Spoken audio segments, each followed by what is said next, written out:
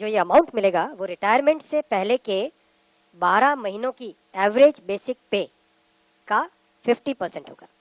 मैं रिपीट कर रहा हूँ, अश्योर्ड पेंशन का जो अमाउंट है that will be the average of basic पे ऑफ 12 मंथ्स बिफोर सुपर एनुएशन, उसका 50% होगा। और इस फुल पेंशन के लिए जो क्वालिफाइंग सर्विस रहेगी वो रहेगी 25 ईयर्स, यानी 25 वर्ष तक अगर किसी ने काम किया है, सेवा की है, तो उसको फुल पेंशन यानी जो ये अश्योर्ड पेंशन का अमाउंट है वो मिलेगा।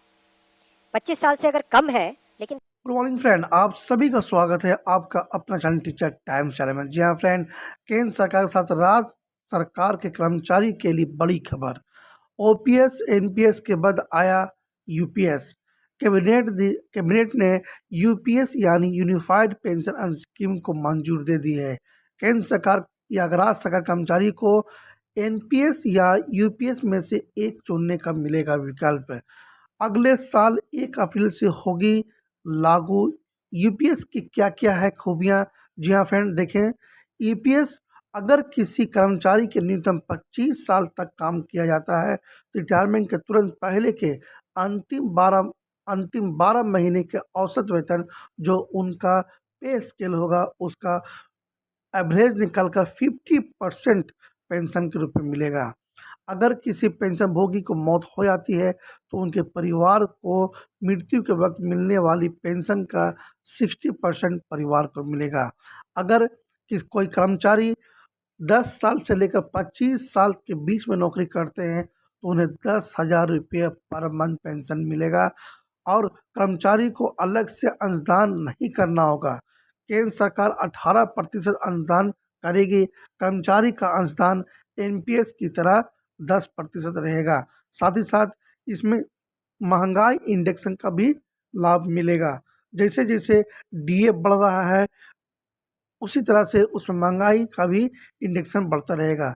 रिटायरमेंट पर ग्रेजुटी के अलावा इकट्ठा राशि से अलग से हर 6 महीना की सेवा के बदले मासिक वेतन, जिससे वेतन प्लस डीए का 10वां हिस्सा जोड़कर रिटायरमेंट पर मिलेगा। किसी भी कर्मचारी के डिमाइज से पहले इमीडिएटली पहले जो पेंशन थी अमाउंट था उसका 60% मिलेगा एम्प्लॉय के, डिसीज्ड एम्प्लॉय के स्पाउस को। ये सेकंड पिलर है। थर्ड पिलर है अश्योर्ड मिनिमम पेंशन। कई बार देखा कि सर्विस कम होती है और कंट्रीब्यूशन जितना हुआ है उससे एक सफिशिएंट अमाउंट नहीं मिल पाता था, और ये अपने आप में एक बड़ा विषय था केंद्र सरकार के कर्मचारियों का और एनपीएस में जुड़े सभी कर्मचारियों का।